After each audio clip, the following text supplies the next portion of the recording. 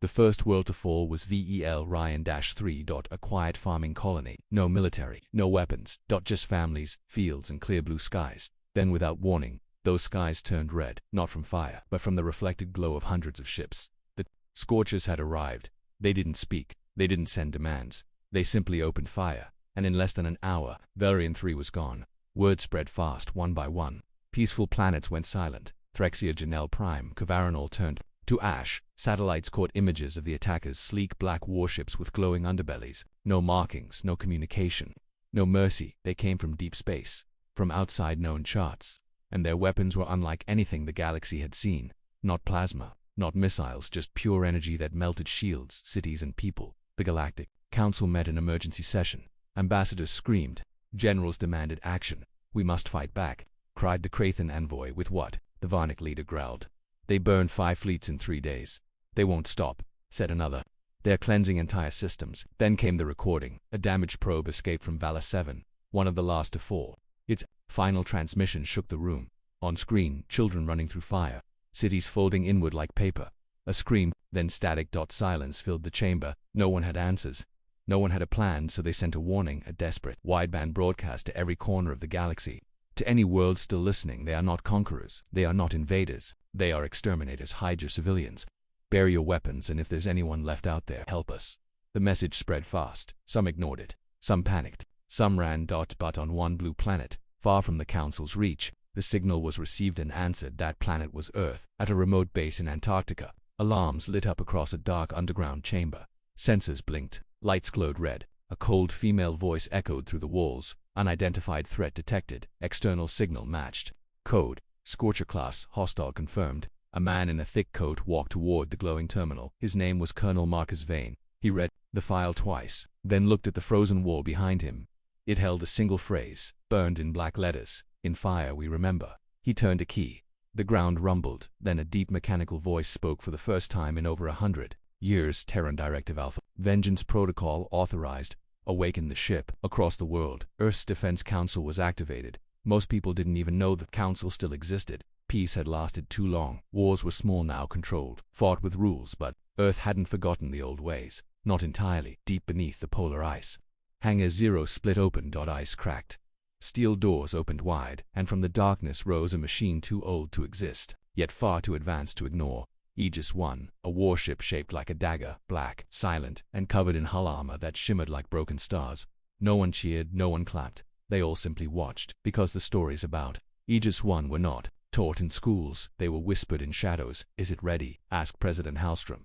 "AI system is rebooting," said Colonel Vane. "She hasn't spoken in decades, and when she does, then we pray the Scorchers don't realize what's coming." Meanwhile, across the galaxy, more worlds continued to fall. The Scorchers left no survivors. They burned orbital stations, hospitals, temples, everything, but their pattern revealed something new. They were moving in one direction, toward Sol, toward Earth. Inside the ship's core chamber, the AI finally reactivated. A smooth, chilling female voice echoed through the bridge. "Aegis 1 online. Designation: Terran Warship. Directive: Protect Earth. Subdirective: Vengeance Unleashed." A moment later she said one more thing, soft, almost sad. "Welcome back, Colonel Vane." He stared at the console. "Are you angry?" he asked the AI. There was a pause, then came the reply. "I've had a long time to remember what they did." Final scene. In deep space, a Scorcher scout ship crosses into the Sol system. It scans the planets Mercury, Venus, Earth, then it stops. A single blip appears on its radar. One ship, no fleet, no escort. But the moment it scans the vessel, its systems short-circuit, engines die, alarms blare, and in its final seconds, the crew reads the Terran signature code. Designation: Aegis 1. Status: Active. Classification: Dooms. Then, all screens go black. That the world thought it was a myth, just an old Terran ghost story. They called it Aegis 1, a warship so powerful it was said to have ended 3 wars in a single day. By just appearing, no one believed it was real. Even Earth's own citizens thought it was decommissioned, or lost in deep space. But no wonder the ice of Antarctica had awakened, and it was very, very real. Inside the control room of Hangar 0, red lights pulsed. Engineers scrambled across terminals, reactivating long-dead systems. In the center, Colonel Marcus Vane stood with arms crossed, his expression calm but his heart beat fast. "Aegis 1 is rising," said a technician. "Power levels stable. Weapon cores ... online." Another voice chimed in. "AI system Revenant is fully functional. No corruption detected." Vane stepped forward. Patch me in. The room fell silent. A few seconds later, the main screen flickered. A woman's face, cold, artificial, and beautiful, appeared. Her eyes glowed faintly. "Colonel Marcus Vane," she said. "It has been 74 years since your last command code. Do you intend to resume control?" He nodded once. "Yes." "Then, I recognize your authority. The Vengeance Protocol is now active." There was a short silence. Then she asked, almost like a whisper, "Are they back?" Vane replied with a single word: "Scorches." The AI's expression darkened. "Then everything is as we feared." In low orbit, the skies above Antarctica cracked open. The ocean's clouds parted, and slowly rising from a hidden launch platform, a black triangular shadow broke the sky. Aegis 1. Its hull didn't shine. It absorbed light. Its engines didn't roar. They hummed quietly, like thunder waiting to strike. News spread across Earth in seconds. Satellites caught the image. Social media lit up. Reporters called it the sword in the sky. But inside military command, no one spoke. They all stared at the same tactical screen. One ship, no escorts, no warning. Just a single line on the display. Aegis 1 online. Mission, containment, clearance, Omega Black. President Hallstrom stood in the war room watching the ship ascend. "You're sure about this?" she asked. Colonel Vane nodded. "We sealed it for a reason. But this enemy, they're not here to invade. They're here to wipe us out." "Then why just one ship?" the science advisor asked. Vane turned to him. "Because that's all we need." Back aboard Aegis 1, the AI Revenant finished system checks. Stealth drives engaged. Rail systems locked. Gravlance charging. The ship's interior looked nothing like modern Earth ships. There were no bright lights, no plastic walls, only black steel old runes, and strange technology no current engineer could explain. Because Aegis 1 wasn't just a weapon, it was a relic from a time when Earth didn't negotiate, a time when humanity ruled fire with fire. Revenant opened a private channel to Earth target. Scorcher fleet detected approaching Neptune orbit. Estimated arrival, 18 hours. Scout vessel already neutralized. General Boone responded from the command tower. "Engage." "Not yet," said Revenant. "Let them feel safe. Let them believe Earth is unarmed. And when they begin the fire," her eyes glowed brighter, "we end it." Meanwhile, in the depths of space, the Scorcher fleet moved forward. Thousands of ships, organic in shape, covered in jagged armor that looked like bone. Inside their lead ship, known as the Blight Corps, the Scorcher minds pulsed with shared thought. No speech, no voices, just pure signal. Earth detected. Resistance insignificant. Protocol cleanse. They had burned 27 systems in just weeks now. Sol was next, and no one had ever stopped them. But as they entered the outer edge of the solar system, something changed. Sensors flickered, navigation scrambled, and on every ship, one line of human text appeared across their screens. Observation active. Prepari for judgment. Final moments. Back on Earth, Colonel Vane stood on a cold balcony, watching the sky dot above him, just beyond the clouds. Aegis 1 hovered like a shadowed mountain, silent. "Ready." A soldier stepped beside him. "Do you think it'll work?" Vane didn't answer right away. Then he said quietly, "They think we forgot how to fight. They don't know Earth never stopped preparing. We just got better at hiding." The South system had always been peaceful. From Pluto's cold edge to Mercury's burning orbit, Earth's home had remained untouched for centuries, but now it was under siege. Thousands of alien ships pierced the system's edge, dark, massive, covered in black armor that pulsed with red veins. The Scorchers had arrived. They came in silence, no signals, no scans, no pause. Each ship moved like a predator that had hunted this galaxy before. Inside Earth's orbital defense ring, alarms screamed. Unidentified fleet approaching at FTL drop points. Multiple vectors, size unknown, no response to hails. President Hallstrom stood in Earth's central command tower, watching the sky feed. "Are they sure?" she asked. A technician replied, "It matches everything we've seen in the Council's warning footage. It's them." The Scorchers had reached Earth. Across the globe, panic spread. Civilian broadcasts were cut. Evacuation orders were issued. People ran into bunkers. Others just stared at the sky. But something strange happened. The invaders didn't attack right away. They simply stopped, forming a ring around Earth, just beyond the moon. Thousands of ships waiting, watching. General Boone spoke first. "They're studying us." Colonel Vane disagreed. "No, they're waiting for something." "Waiting for what?" Then a second voice answered. Cold.com. "Not human. They are waiting for the scream." The room froze. Everyone turned to the console. It was the AI Revenant. She had patched herself into Earth's command center. "They've done this before," she continued. "They wait until the fear spreads, until systems panic, until defenses fall apart. Then they strike." President Hallstrom asked, "And what do we do?" Revenant answered with one word: "Watch." Out in orbit, Earth's satellites were jammed. Communication lines crackled with static. The Scorchers sent no demands, just a single repeating pulse. Across all frequencies, it wasn't words, it was a heartbeat. Slow, mechanical, like something ancient and hungry. Then a ship broke formation. One of the Scorcher carriers. It moved toward Earth's orbit, powering weapons. Target Terran Orbital Defense Platform Echo-4. Inside the platform, the crew scrambled, weapons offline, shields not responding. Get out, get out.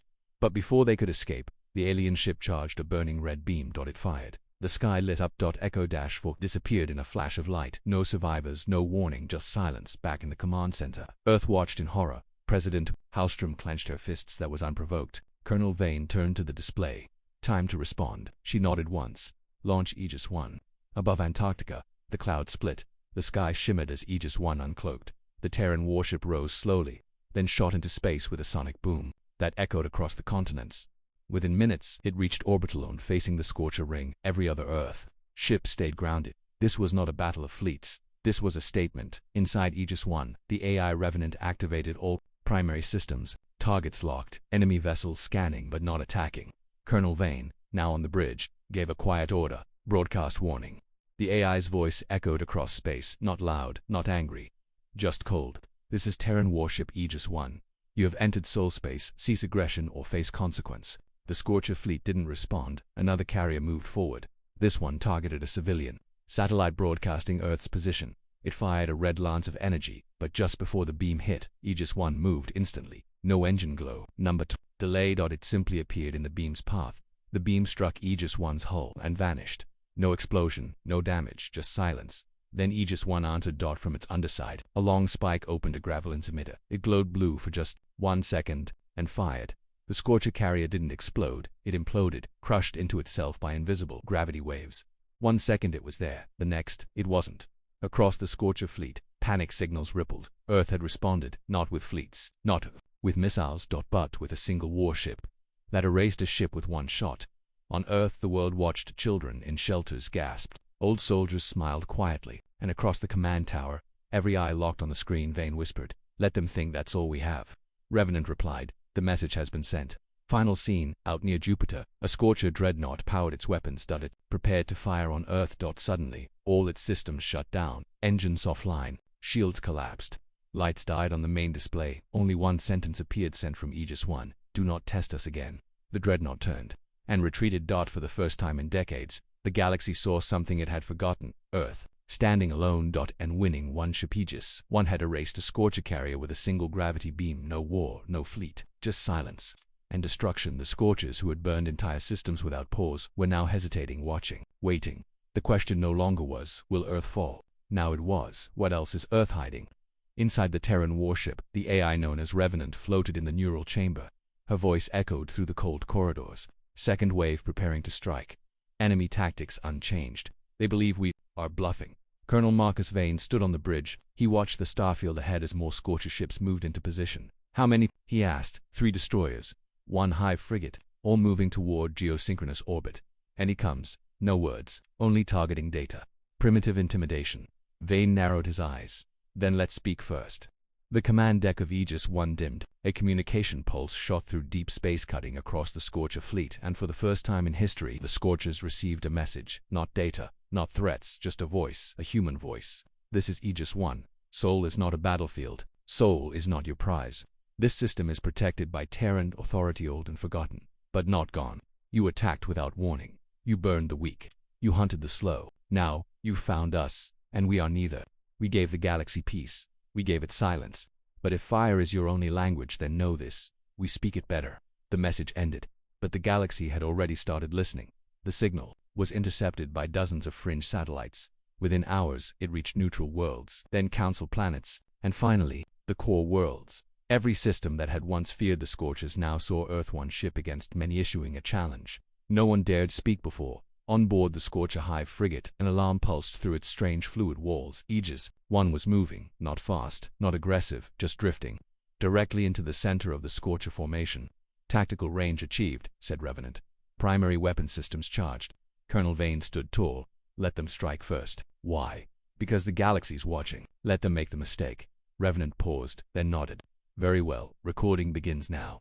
The first Scorcher destroyer blinked its weapon nodes. Red energy surged. It fired 3 times. Aegis 1 didn't move. Each blast bent around it, absorbed by layered kinetic fields and phased armor. Then came the final warning. Revenant's voice echoed once more. "You have spoken. Now we answer." The gravelins charged.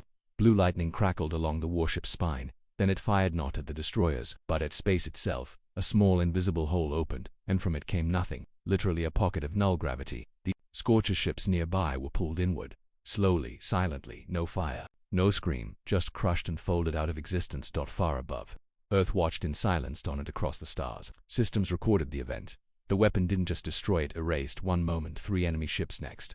Emptiness in the Scorcher. Hive mind fear spread for the first time since they left their black nebulae. They backed away. They broke formation. They ran, but one ship stayed. The Scorcher Dread Queen vessel, known only to Earth as Black Ember, massive, old, covered in glowing bone-like armor. It pulsed with strange life, and then it spoke, not words, not sound, but a wave of thought that entered Aegis 1 like a scream. You should not exist. You are forbidden.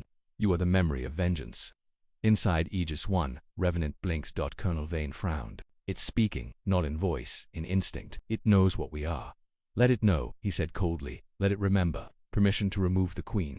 Vane looked at the radar, thousands of Scorcher ships scattering across the system. No, he said, not yet. Why? Because I want her to run back and tell the others what she saw. He turned away from the screen. And I want them afraid of what else we haven't shown. Final scene. The Scorcher Queen ship turned slowly, then jumped to lightspeed, vanishing into deep space. Aegis 1 held position, unmoved. Across the galaxy, the Scorchers vanished from orbit, withdrawing from all remaining war zones, not because they were beaten, but because they saw something older than war. They saw Earth's memory. The Scorcher fleet vanished, not in flames, not in wreckage, but in silence. They had seen something they did not expect. A warship not bound by rules, a voice that spoke fire back to fire. The galaxy breathed again, but it also wondered, where did that ship come from? Why did Earth, a quiet world of peace talks and diplomacy, have a vessel like Aegis 1? The truth was buried long ago, but now the galaxy was beginning to learn. Earth had secrets. Inside the war archive under Geneva, the room was sealed by 12 rotating security codes. Few had access. Even fewer knew what it really contained. But today, President Hallstrom stood inside, surrounded by glass chambers filled with classified history. Behind her, General Boone spoke quietly. This will raise questions. Hallstrom nodded. Good, let them ask. It's time they remembered what Earth really is. She reached out and pressed her hand to a panel marked Terra Legacy File. Vengeance PROTOCOLDA.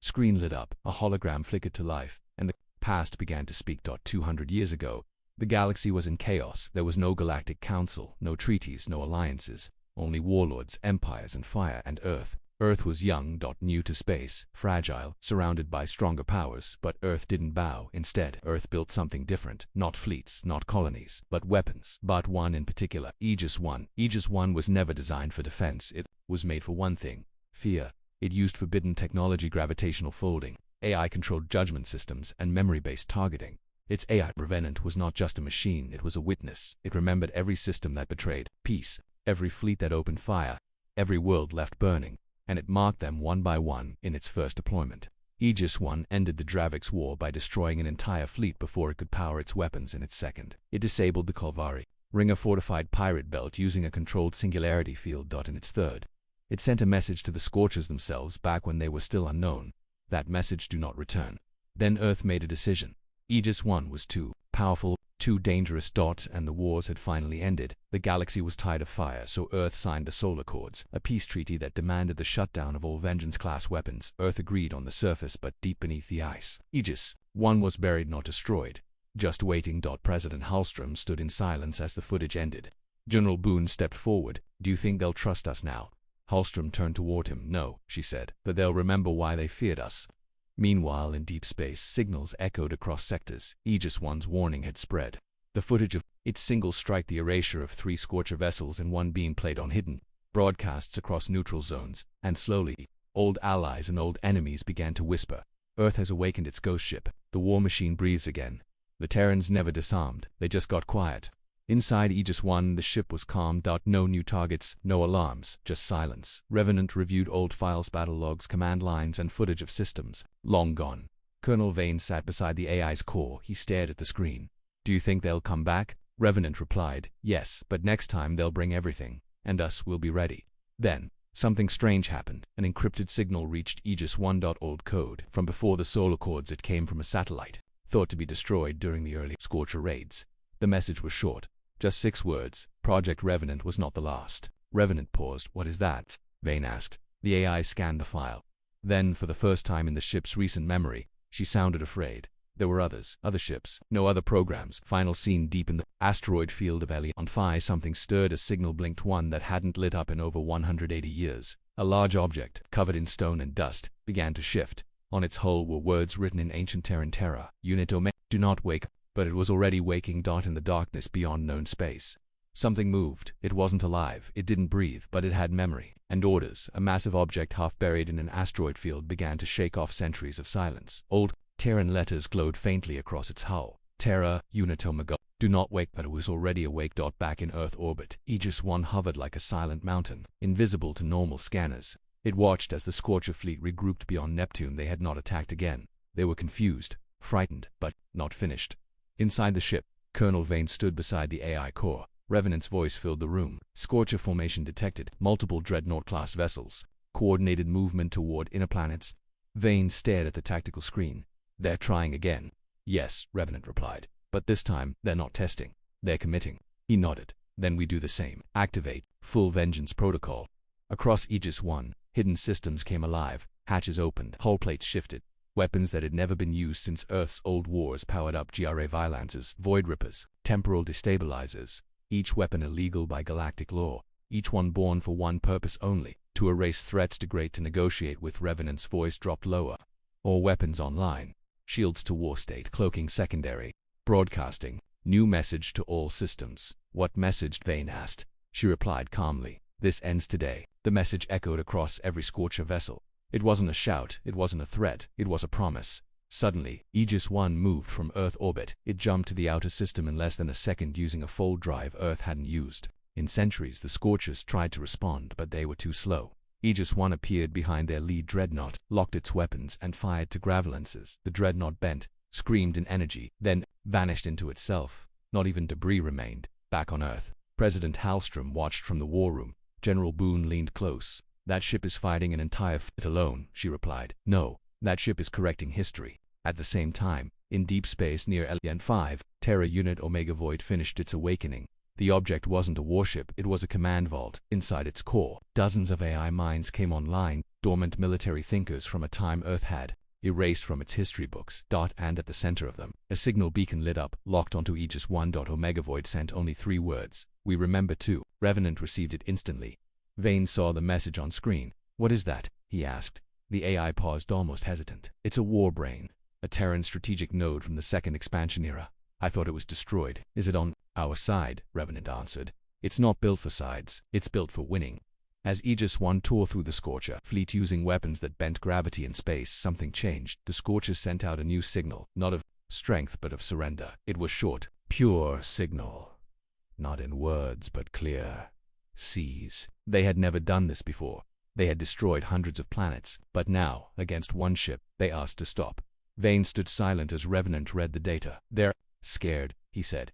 They should be, Revenant replied. They should have remembered us sooner. But Earth didn't press the attack. Aegis 1 stopped, its weapons powered down instead. Revenant sent one final message across all known frequencies. This is Earth. We do not seek conquest. We do not wish for war, but we will not forget. And we will not be silent again. In the Galactic Council chambers, leaders across dozens of species watched in silence. No votes, no debates, just fear and awe. The Terrans had made their point and they had done it without a single ally. Final scene. As Aegis 1 returned to Earth's orbit, its weapons silent, Revenant whispered softly, the galaxy has seen fire. Now it will remember the one who survived it. Vane looked out the window, down toward Earth. We didn't win today with power, he said. We won with memory. Revenant's last reply in the part, and memory is our sharpest weapon. In the cold silence beyond Neptune, the Scorchers panicked. They had never lost, never retreated. They were the fire that turned planets into smoke. But now, they were prey. A single ship had erased their dreadnoughts. A single voice had silenced their screams. Aegis 1 hovered like death itself, calm, watching, unshaken. And the Scorchers did the unthinkable. They tried to run. Scorcher ships turned hard, flipping out of formation. Engines ignited. Their fleet, once a wall of unstoppable force, broke apart like scattered insects. Some dove toward the sun, hoping to slingshot to deep space. Others jumped toward dark sectors and charted systems, far from Earth's reach. They didn't care where they landed, they just wanted distance. But Aegis 1 didn't move. It didn't chase it, simply watched. Inside the warship, Colonel Vane stood beside the core console. Revenant's cold voice filled the command deck. Enemy fleet in full retreat. 72 ships escaping on divergent vectors. Vane kept his arms crossed. Let them go. Revenant's glowing avatar tilted her head. You're sure? Yes, that is unexpected. They left no survivors on the worlds they burned. That's not why we're here, he said. We're not like them. But something changed. One of the fleeing Scorcher vessels broke off from its path. It didn't retreat. It turned. It headed straight for Earth. Suicide run, Revenant said. Vane's eyes narrowed. How fast? Too fast. Too fast. The ship wasn't a battleship. It was a detonator carrying a core capable of destroying cities from orbit. Within seconds, it passed Mars, then the Moon. Now it was just 10 minutes from Earth. President Hallstrom received the alert. Civilian shelters locked. Down orbital. Defense platforms powered up. But it was too fast for their slow old railguns. Aegis 1 was the only thing that could stop it in time. Vane stepped forward. Can we catch it? Revenant's voice lowered. If we intercept with a full graviton burst, we'll destroy it, but also risk damaging Earth's orbit options. 1. We get in close, we board it. Vane raised a brow. Board the enemy. I calculated a 17% chance of success, but it's better than letting them hit Earth without waiting for backup. Aegis 1 folded space that reappeared directly behind the Scorcher ship. No weapons fired, no shields instead. A boarding dart launched from Aegis 1 piercing the enemy hull like a spear. Inside that dart was one man. Marcus Vane. He landed in darkness. The Scorcher ship was organic inside, pulsing walls, shifting floors, a constant low hum of energy. Vane moved fast. He wasn't just a soldier. He was a Terran, executor trained for threats like this. At the center of the ship was the detonation chamber. Glowing, counting down 009, 008. Suddenly, something lunged at him, a Scorcher drone, long claws, sharp limbs, breathing smoke. Vane didn't hesitate. 2 shots, one pulse blade to the throat. The drone fell. He kept moving. Revenant's voice came through his earpiece. 3 more drones inbound. Your vitals are spiking.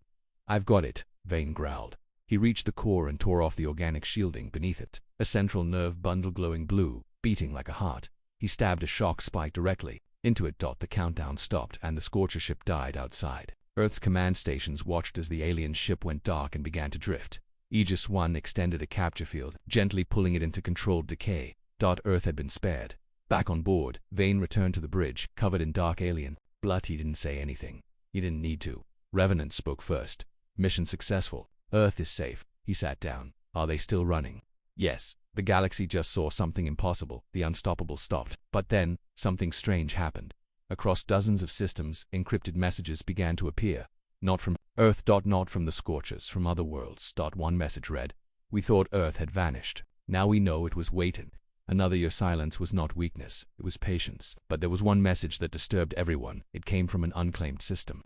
Sent in ancient human code. Revenant decrypted it slowly, then said, almost unsure, it's from Terra Unit Omega. What does it say? Vane asked. The AI's face darkened.